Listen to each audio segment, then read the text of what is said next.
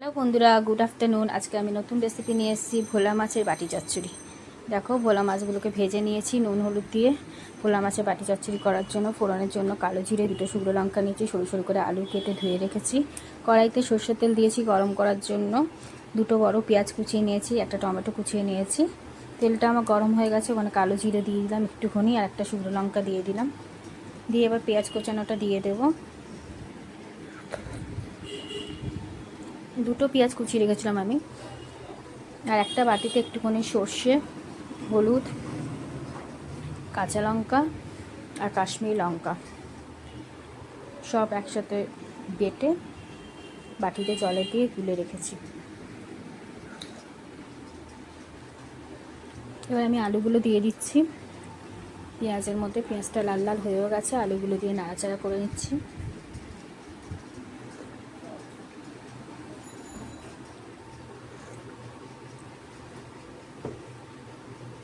এবার আমি টমেটোটা কুচিয়ে রেখেছিলাম, টমেটোটাও দিয়ে দিলাম, দিয়ে আবার নাড়াচাড়া করে নেব।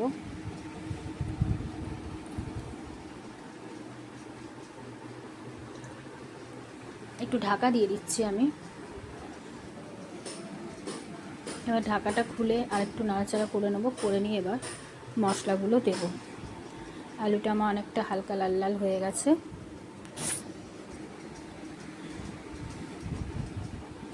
এতে আমি হলুদ দিয়ে দিচ্ছি 1 চামচ, নুন দিয়ে দিচ্ছি আন্দাজ মতন। তোমরা যতটা করবে রান্না চচ্চড়ি ততটা সেই হিসেবে নুনটা দেবে। আমি নুনটা কম দিলাম কারণ আমার মাছে নুন আছে দেওয়া, তারপর সর্ষে বাটাতে নুন দেওয়া আছে, তাই জন্য আমি এখানে অল্প নুন দিলাম। দিয়ে নাড়াচাড়া করে নিচ্ছি, দিয়ে আবার একটু ঢাকা দিয়ে দিচ্ছি। ঢাকা দিয়ে করলে আলুটা সেদ্ধও হবে তাড়াতাড়ি আর খেতেও টেস্ট হয়। আবার একটু নাড়াচাড়া করে নিলাম। করে নিয়ে আমি এবার এখানে একটু ভাজা মশলা দিচ্ছি, জিরে, ধনে, গোলমরিচ।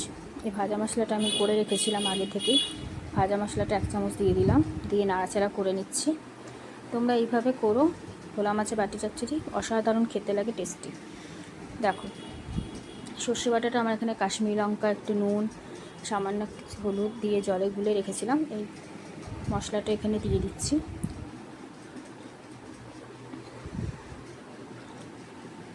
দিয়ে এবার একটু নাড়াচাড়া করে নিলাম। এবার মাছগুলোকে আমি পরপর সাজিয়ে দিচ্ছি। তোমাদের যদি এই ভোলা মাছের বাটি চচ্চড়িটা রেসিপিটা ভালো লাগে তাহলে অবশ্যই লাইক করে দিও, কমেন্ট করে জানিও কেমন লাগলো।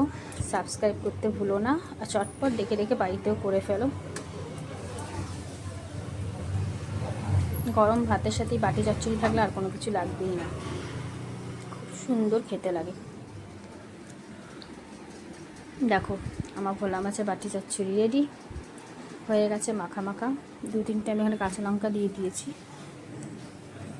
তোমরা চাইলে ধনেপাতাও দিতে পারো, তো আমার কাছে ধনেপাতা ছিল না তাই আমি দিতে পারিনি। ধনেপাতা দিলেও আরও ভালো হবে।